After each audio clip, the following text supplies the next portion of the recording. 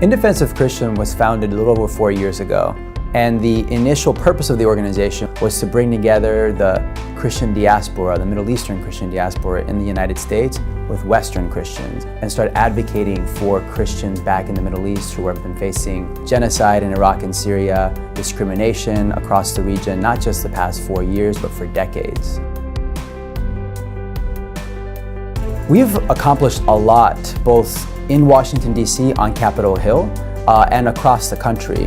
We've met with every single member of Congress at one point over the past 3 years. We have our staff that go and talk to members of Congress about pieces of legislation that directly impact Christianity and its survival across the Middle East. A perfect example of that is when we passed the Genocide Declaration a little over 1.5 years ago.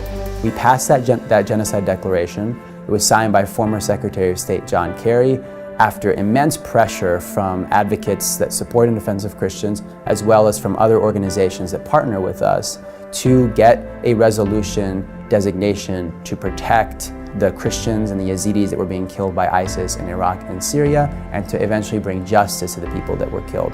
We have chapters around the country. We initially started 3 years ago with just one chapter here in the Washington, D.C. area, and now we've grown to over 48 chapters across the country. We at IDC are laser focused on bringing justice to the families and victims of the genocide committed by ISIS in Iraq and Syria.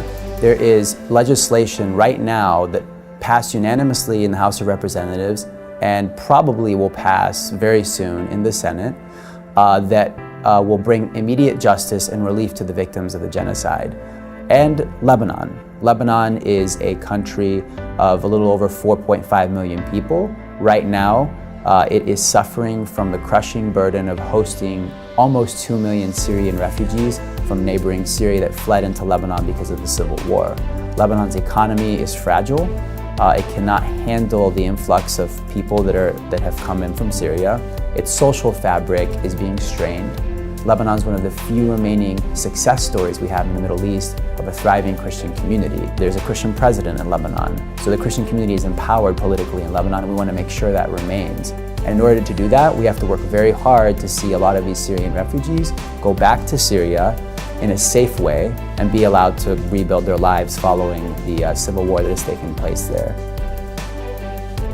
I want to thank each and every one of you here tonight for your support. From the bottom of our hearts, of all of our staff here at IDC, we couldn't do any of this work without you generously donating and supporting our cause here at In Defense of Christians.